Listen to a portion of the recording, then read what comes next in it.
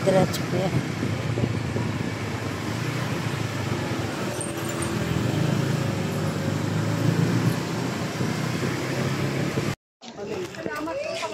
Thank you Lord, thank you Lord, thank you Lord.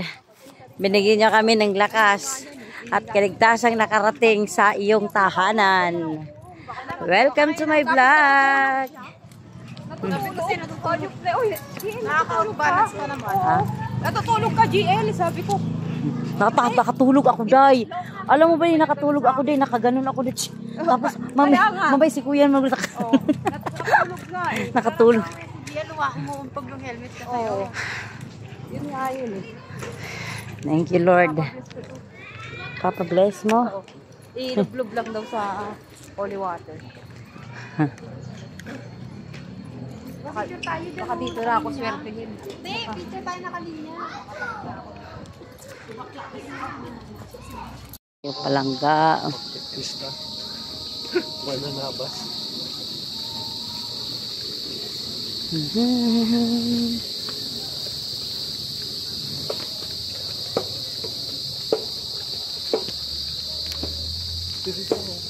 Saan tayo? Hindi, dito.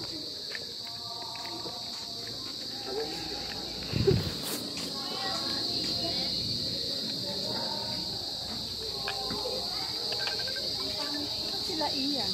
Hindi ko alam, ma'am. Ay, no.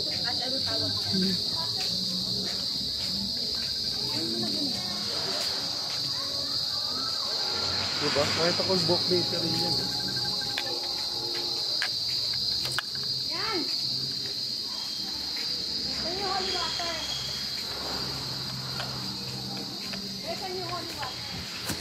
Naghanap kami ng holy water.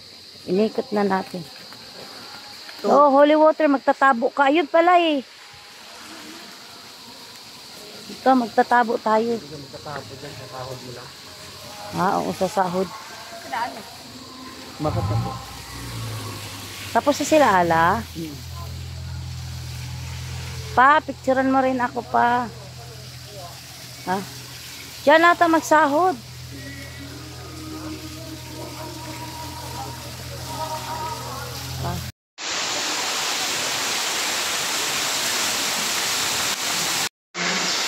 Hi guys, welcome to my vlog. Ayan po, andito po tayo ngayon sa loob ng simbahan ng Padre Pio, Batangas.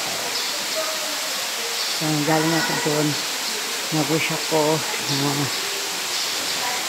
na sana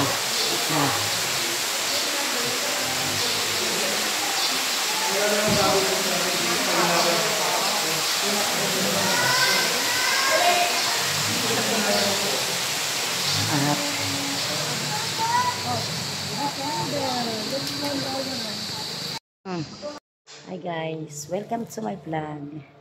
Ayan, so nandito tayo sa tahanan ng Padre Pio. Ayan.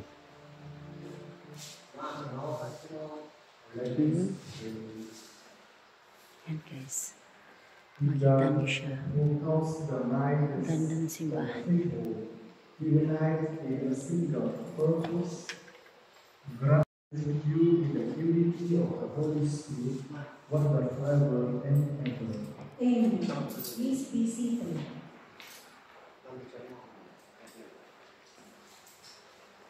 I read from the beginning of the second letter of St. Paul to the